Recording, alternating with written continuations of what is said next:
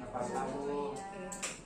Coba Bergita ditutup dulu pintu kelasnya. Yang terlambat tidak usah disuruh masuk. Baik, Bu. Oke.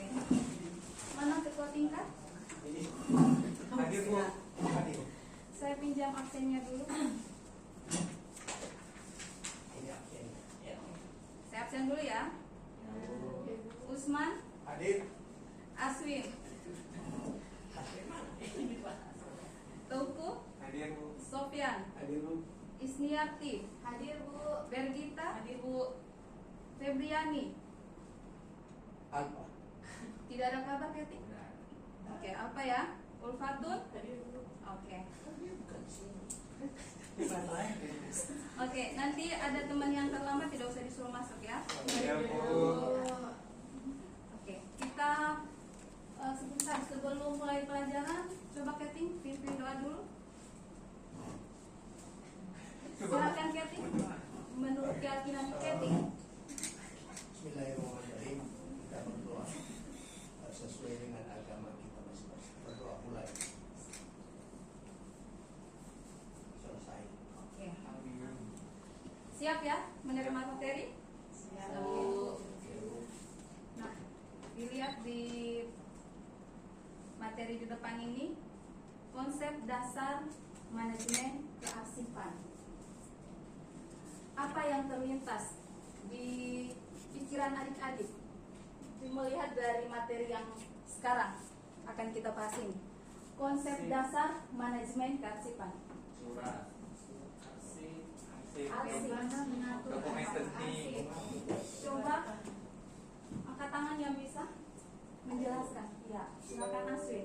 Di sini akan kita pelajari dari gambarnya sudah terlihat kalau kita akan mengatur sedemikian rupa supaya kita bisa mudah menemukan mengatur file-file bekas-bekas yang sudah kita buat. Oke. Bagus sekali. Ada lagi yang bisa menambahkan pernyataan dari teman kalian? Ayubi coba. Ya. Kalau dari saya, kearsipan itu bagaimana cara kita untuk menyimpan dokumen-dokumen penting sehingga ketika kita butuhkan lagi kita Iya. bisa pakai lagi. Oke. Jadi sebentar ya, sebelum kita bahas lebih lanjut kearsipan, ada tidak di antara kalian yang masih menyimpan surat-surat cinta dari mantannya? Tidak ada. Tidak ada surat cinta, mantan. Bu. Tidak mungkin tidak ada mantan. Atau menyimpan tugas-tugas pakai tugas satu di file ya, tugas satu, tugas fix, tugas oke ya. Oke. Jadi itu masuk di materi yang sekarang akan kita bahas ini tentang kearsipan. Biasanya ada yang melihat materi ini, ngapain sih belajar arsip? Ya, mata kuliahnya itu cuma nyampah aja gitu. Ya biasanya seperti itu, nggak penting ini dipelajari gitu. Cuman paling nyimpan-nyimpan saja, selesai. Itu yang dinamakan arsip. Nah, oke. Next ya.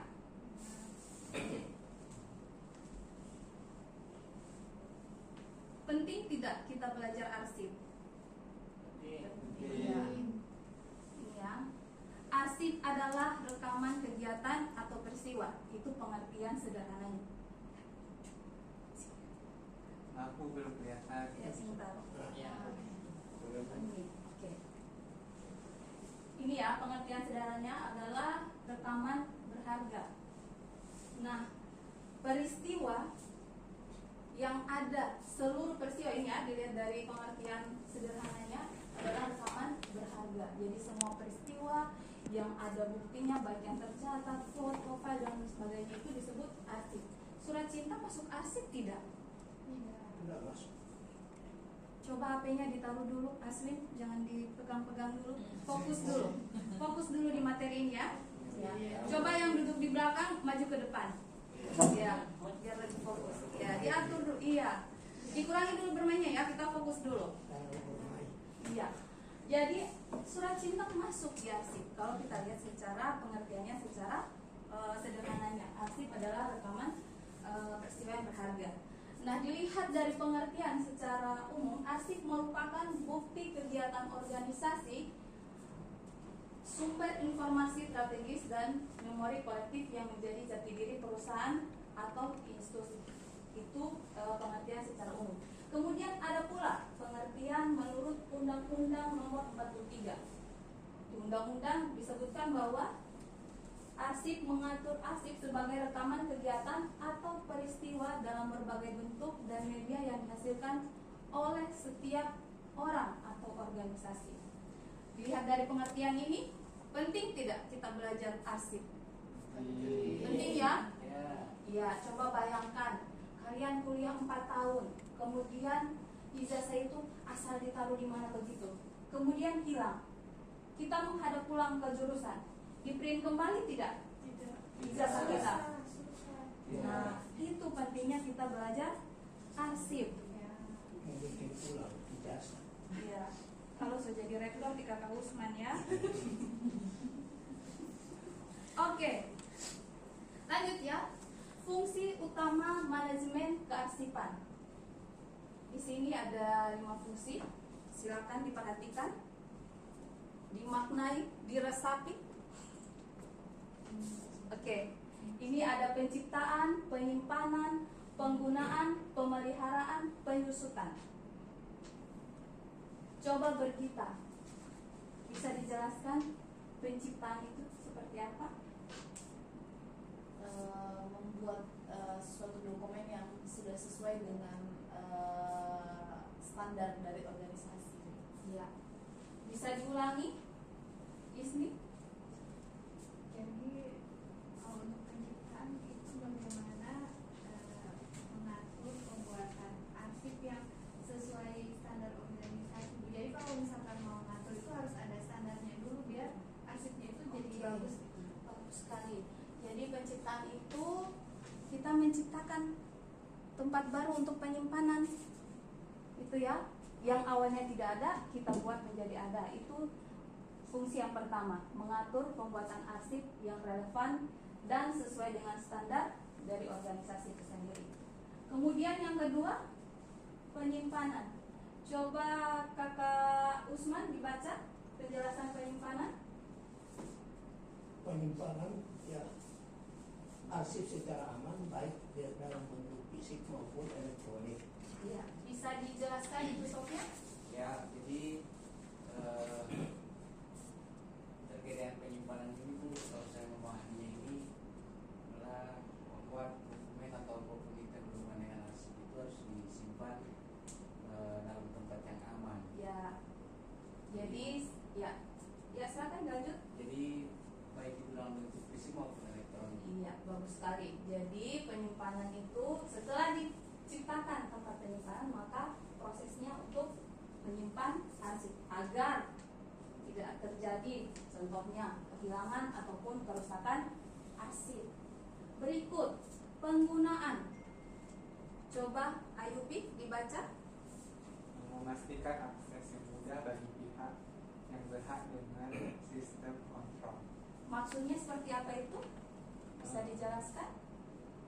Pastikan penggunaannya itu sesuai dengan kepentingan dan syarat dokumen tersebut. Oke, ada yang bisa menambahkan? Bagus sekali Ayubi. Ada yang bisa menambahkan? Penggunaan, memastikan akses mudah bagi pihak yang berhak dengan sistem kontrol.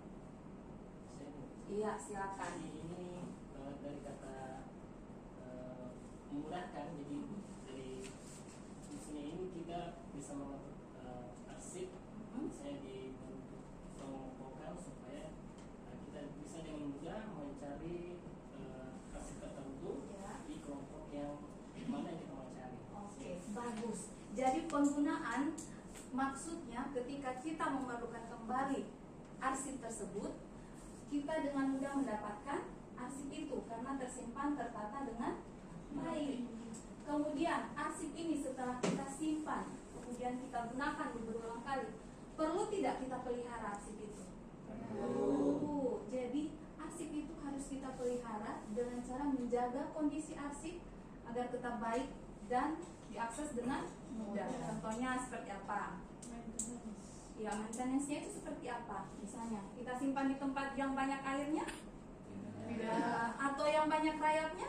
Tidak. Oke, jadi pemeliharaannya itu kita kondisikan ruangannya yang tidak pengap, sirkulasi udaranya bagus, kemudian jauh dari banjir tentunya, agar itu bisa terpelihara dengan baik arsipnya.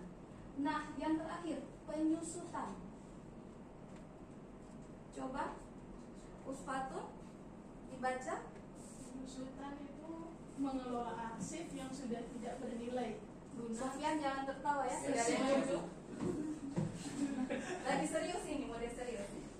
Oke, saya ulangi dulu ya. Penyusutan silakan. itu mengelola arsip yang sudah tidak bernilai guna sesuai prosedur. Iya, penyusutan mengelola arsip yang sudah tidak bernilai guna sesuai prosedur. Coba Sofian, dari tadi tertawa terus. Tidak tahu apa yang didiskusikan yang Kakak Usman. Jadi tadi bahas terkait dengan penyusutan. Iya. Jadi kalau saya mengartikan begini Bu, bahwa Iya. setiap misalkan ini bahwa setiap dokumen itu kan ada masa berlakunya. Tidak Iya. mungkin semua dokumen dari tahun 1945 itu disimpan sampai dengan sekarang. Oke, bagus Jadi sekali. mungkin ada yang dokumen yang menurut ketentuan itu sudah bisa dimusnahkan, itu Oke, dimusnahkan. ya Jadi, ternyata biar tertawa sendiri dia fokus ya. Iya.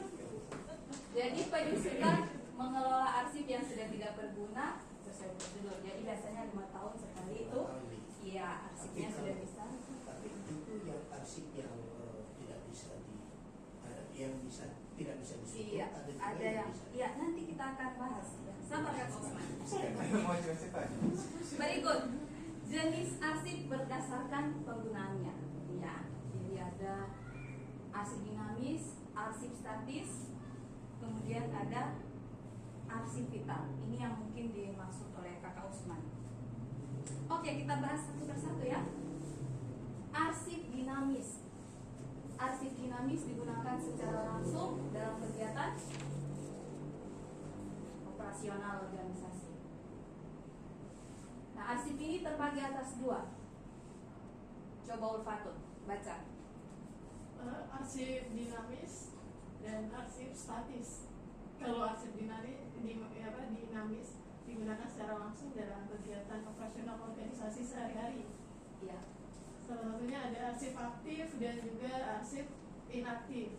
Kalau yang aktif berarti frekuensi penggunaannya tinggi dan dibutuhkan secara rutin. Kalau yang inaktif berarti penggunaannya menurun, masih diperlukan. Ada yang bisa kasih contoh? Ayo, suara sebelum saya mau tunjuk. Kalau yang arsip aktif itu ijazah Bu. Arsip aktif. Kemudian yang inaktif, Yang inaktif itu mungkin surat pemberitahuan. ada yang lain bagus. Mungkin ada yang lain yang bisa menambahkan. Kalau inaktif berarti ada masa berlakunya ya Bu. Ya, ini dilihat dari penggunaannya. Dilihat dari frekuensi penggunaannya. Yang aktif berarti yang sering digunakan. SK yang inaktif. Iya, yang inaktif SK. Iya, kalau yang aktif contohnya kayak daftar hadir. Oh, gitu ya. Oke, paham ya? Ya. Lanjut. Lanjut. Arsip statis memiliki nilai guna kesejarahan yang tinggi dan disimpan secara permanen untuk kepentingan dokumentasi jangka panjang. Coba siapa yang pegang remote AC ini, dingin sekali ini. Bisa dinaikkan suhunya? Ya.